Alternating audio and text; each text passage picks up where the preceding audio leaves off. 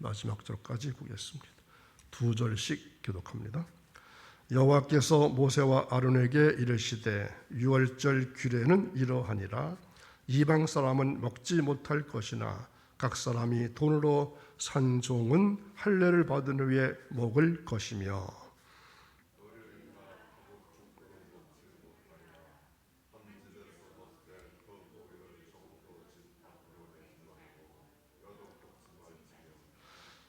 이스라엘 회중이 다 이것을 지킬지니라. 너희와 함께 거류하는 타국인이 여호와의 유월절을 지키고자 하거든 그 모든 남자는 할례를 받은 후에야 가까이 하여 지킬지니 곧 그는 본타인과 같이 될 것이나 할례 받지 못한 자는 먹지 못할 것이니라.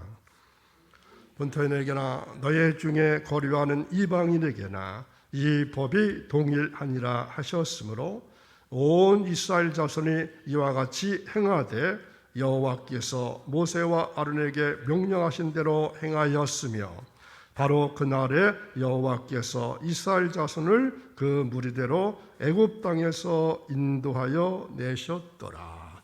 아멘. 설 연휴가 시작되는 오늘도 새벽에 오신 사랑하는 여러분, 우리에게 기도가 있는 한 우리에게 두려워할 위험은 아무것도 없습니다. 그러니 기도를 받으실 대상인 하나님께 더욱더 매달려 보시기를 간절히 바랍니다. 오늘 말씀의 제목은 이방인이 지켜야 할 유월절 참여 규례입니다. 중심 단어는 중다한 잡족이 나오고 중생의 의미가 무엇인지, 신앙의 달력은 또 어떤 것인지, 하나님의 소유된 백성은 어떤 뜻이 있는지 말씀을 들으시면서 오늘 중심 단어를 찾아볼 수 있기 바랍니다. 이스라엘 백성들이 애굽에서 나올 때 오로지 시브리 사람들만 나온 것이 아닙니다. 38절에도 나타나 있지만 중다한 잡족이 시브리 민족과 함께 애굽을 떠나왔습니다. 여기서 말하는 잡족이란 어떤 사람들을 말할까요? 이스라엘 백성이 아닌 다른 모든 이방인들을 다 합쳐서 잡족이라 이렇게 부르고 있습니다. 아마도 이들 중에는 이스라엘 백성에게 종된 자들도 혹시 있었을 것이고, 또는 이스라엘 백성과 통혼한 결혼한 사람도 이방인도 있었을 것이고, 아니면 이스라엘이 섬기는 여호와 하나님의 권능을 직접 목격을 하고 하나님의 백성 되기를 자원한 애국 사람들도 섞여 있었을 것입니다. 그러니까 이스라엘 사람들 말고 여러 다른 사람들이 함께 이제 이스라엘 사람들과 나왔다는 것입니다. 그래서 이 사람들을 가리켜서 중다한 잡족, 많은 잡족 이렇게 부르고 있습니다. 이들 잡족들은 이스라엘의 노동력과 전투력을 보완해 주었다고 하는 그러한 데는 공헌했다고 할 수 있지만, 또 대대로 자신들이 섬겨오던 이방 우상과 또 타락한 문화를 이스라엘 백성들에게 전수해 주었다고 하는 데는 크나큰 폐해를 끼쳤다고 할 수 있습니다. 이처럼 때는 약 같은 존재로, 때로는 독 같은 존재로 대두되었던 이 이방 잡족이었기 때문에 하나님은 이들과 관련된 법규를 특별히 마련하셨습니다. 그래서 이스라엘 백성 전체에 경건하고도 건강한 종교적 분위기를 이끌고자 하셨던 것입니다. 지금까지 우리는 유월절이 십자가의 모형이었고, 그리스도의 몸과 피는 무교봉과 양의 피로 상징되게 하셨음을 여러 번 공부했습니다. 우리는 보통 십자가의 공로로 구원받았다 이렇게 표현하죠. 물론 맞는 말입니다. 그렇지만 이것보다 더 좋은 표현이 있습니다. 어떤 표현일까요? 예수님의 공로로 구원받았다. 이러한 표현이 더 좋다고 저는 생각합니다. 물론 십자가의 공로 맞습니다. 그렇지만 더 좋은 표현은 예수님의 공로 때문에 내가 구원받았다. 이렇게 표현하는 것이 더 좋다고 생각됩니다. 오늘 말씀은 유월절 음식을 먹을 수 있는 사람과 먹을 수 없는 사람을 갈라 놓으셨습니다. 여러분, 기독교를 말할 때 기독교는 갈라놓는 역사가 있다. 이렇게 말씀드리면 어떤 생각이 드시나요? 하나님의 친권자와 아닌 자로 가르십니다. 하나님의 친권자 속에서도 상급받을 자와 상급받지 못할 자를 구별하십니다. 상급받을 자 속에서도 차원으로 갈라놓으셔서 많이 받는 자와 적게 받는 자로 갈라놓으셨습니다. 오늘날 우리에게 십자가로 주어진 것이 근원이며 원형의 시작인데 하나님께서 이스라엘 백성에게 주신 규례여 언약이요 또한 율법입니다. 이것이 당시에 이스라엘 백성들에게는 십자가였습니다. 이렇듯 십자가의 참 의의가 이런 곳에 있지 그저 형틀에 불과한 그것이 십자가의 참 의미는 아니라는 것입니다. 십자가는 오늘날에나 그전에나 오래전에도 있었음을 아셔야 합니다.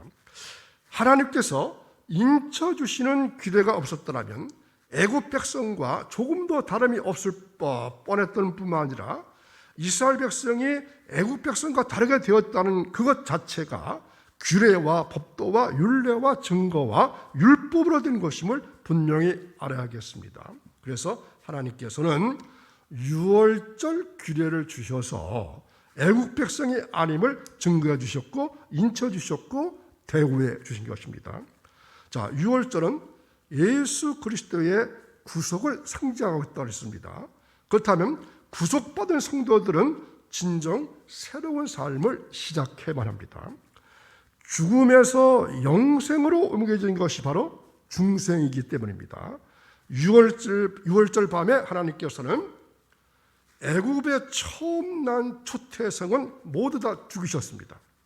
하지만 어린 양의 피를 문설주나 인방에 바른 이스라엘 백성들은 그 장에서 넘어갔습니다. 대신 어린 양이 죽었기 때문입니다.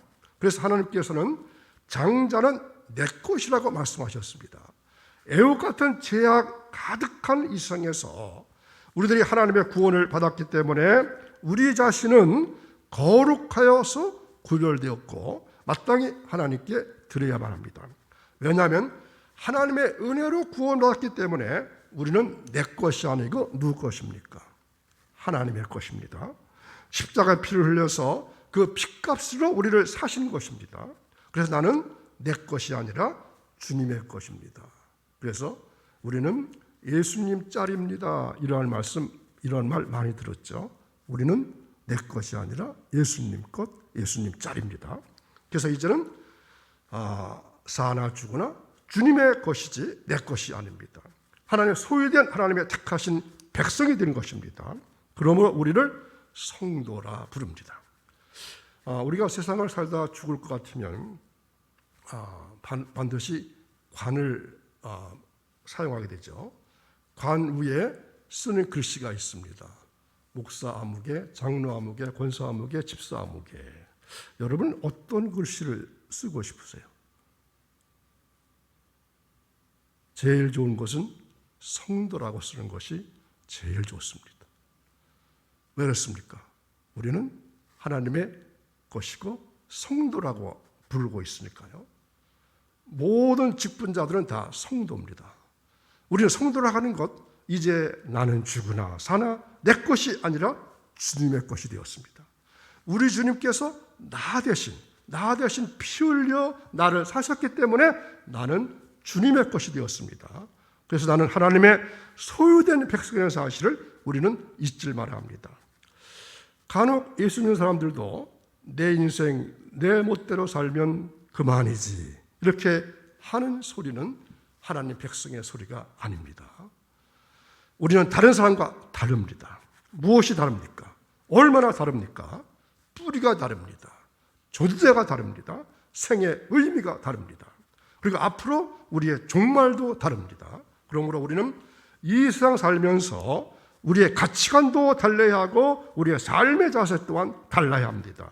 이제 우리는 이 세상을 위해서가 아니라 장차 오시는 하나님 나라를 위해서 항상 대비하고 준비하는 삶이 되어야 합니다.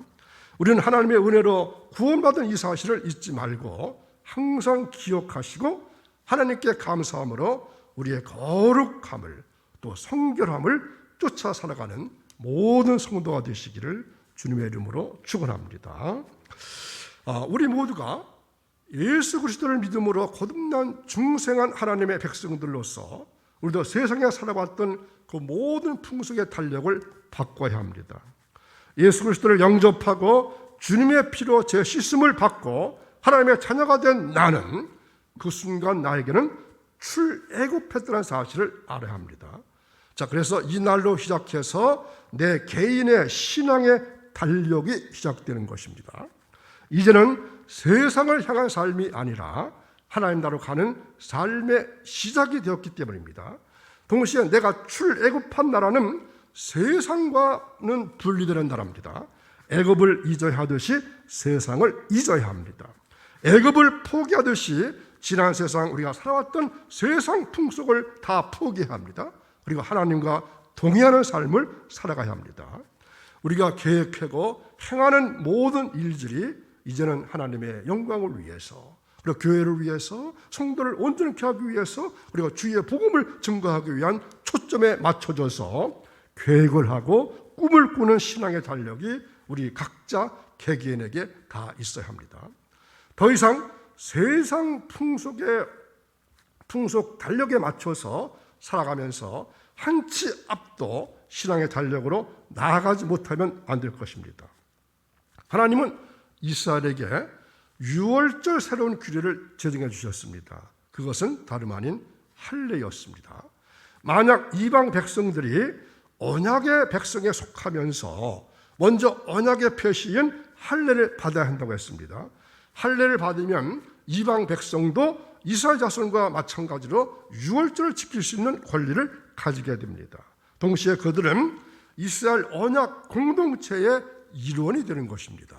하나님은 모세와 아론에게 이방인은 유월절 규례를 먹지 못할 것이지만 할례를 받게 된 후에는 먹을 것이라고 말씀하십니다. 이것은 분명히 추가적인 규례였습니다. 여태까지는 이스라엘에게 주신 그러한 규례였지만 오늘 말씀은 이방인들에게 주신 그러한 규례입니다. 종이 유월절 예식에 참여하기 위해서는 돈으로 산 종에 한해서 할례를 받아야만 가능한 것입니다. 자, 돈으로 산다는 것은 어떤 의미일까요? 은밀계시로 볼 때는 소속이 전환이 되는 것입니다. 입장이 전환이 되어 있는 것을 알 수 있습니다.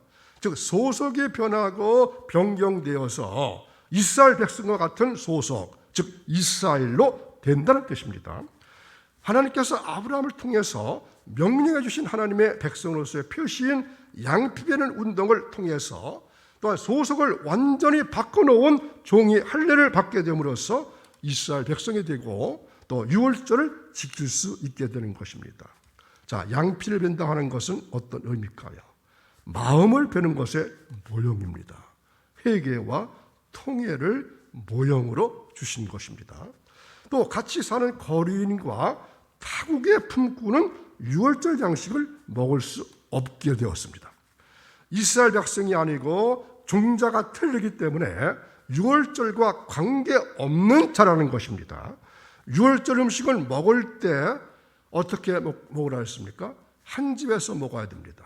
이 집 다니며 먹지 말고 그 고기를 집 밖으로 내지도 말고 또 하나 뼈도 꺾지 말라고 했습니다.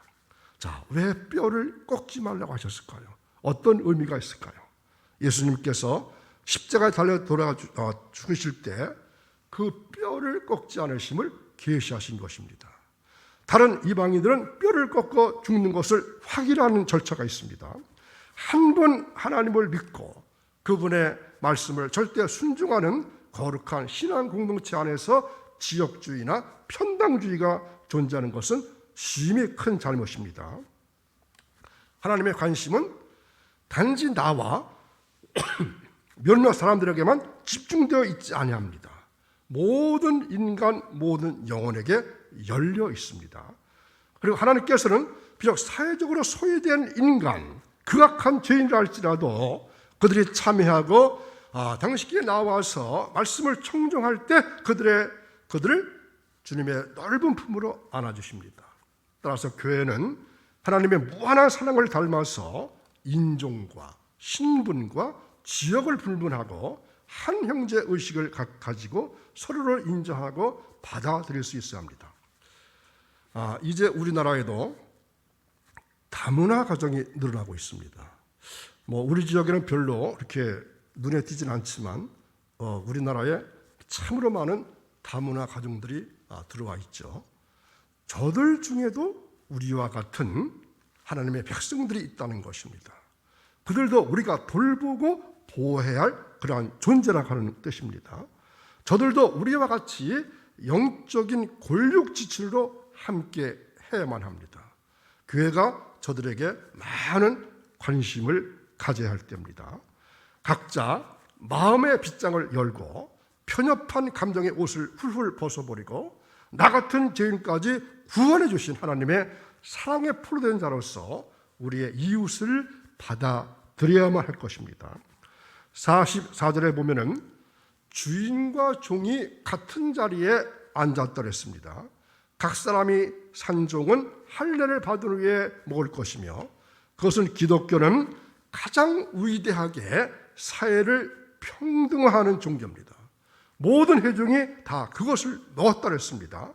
희생된 양을 통하여 완전한 연합을 하고 교제함을 보여주는 것입니다. 이 규례술이 나타난 사상을 보면은 기독교의 정신이 잘 나타나 있습니다. 너그러움, 또 타국인에 대한 친절함이 나타나 있습니다. 그래서 기독교는 결코 편협한 좁고 좁은 종교가 아니라 관용의 종교이지만 그러나 반면 엄격한 차별과 제한성이 있습니다. 하나님은 이 법을 준수하는 데 있어서 이 참여의 순결을 요구하십니다. 우리의 신성한 일이 무분별하게 더럽혀져서는 안 된다는 것이죠. 또는 미신적으로 의식이 타락되어서도 안 됩니다. 그 안에 마치 구원이 존재하는 것처럼 생각할 때 우리는 보이지 않는 구주를 우상으로 대체할 수가 있다는 것입니다. 그리고 신앙의 순종은 안전하게 구출될 수 있도록 축복을 받았습니다. 자, 마지막 절인 51절을 보시기 바랍니다. 바로 그날에 여호와께서 이스라엘 자손을 그 무리대로 애굽 땅에서 인도하여 내셨더라. 아멘. 오늘도 귀한 말씀 들으신 사랑하는 여러분, 그리스도와 함께 하는 것은 죄와 허물의 사슬로부터 구출되는 것을 믿으시기 바랍니다. 여러분, 처음 내가 구원받았을 때 나 자신이 얼마나 낮아졌는지를 돌아보실 때가 가끔 있으신가요? 첫사랑, 첫 믿음 있을 때, 아니면 구원의 감격 속에서 하나님 앞에 고백했던 나의 결심들을 생각해 보신 적이 있으신가요? 그런데 그때와 비교해 보니까 달라진 게 없습니까? 그때보다 내 마음이 높아지지 않았나요? 그때보다 내 마음이 교만해지지 않았나요? 주님의 자비를 겸손히 구하는 이 시간 되기를 간절히 원합니다. 그래서 첫 구원의 감격을 회복하시는 여러분들의 신앙삶이 오늘도 이어져 나가시기를 주님의 이름으로 축원합니다. 기도하겠습니다. 자비로우신 하나님 아버지, 지금까지 지내온 우리의 삶을 생각해 보니까 저희들의 행위는 덥지도 아니하고 차지도 아니했습니다. 하나님의 거룩한 뜻을 이루는 일에 대해서 뜨거운 열정이 점점 식어가고 있습니다. 끊임없이 거품을 일으키는 바다 물결과 같이 우리의 마음과 입에서는 쉼없이 악을 토해내고 있지만 나 자신만 몰랐던 것 같습니다. 아버지, 회개하오니 이 모든 우리의 허물을 용서해 주옵소서.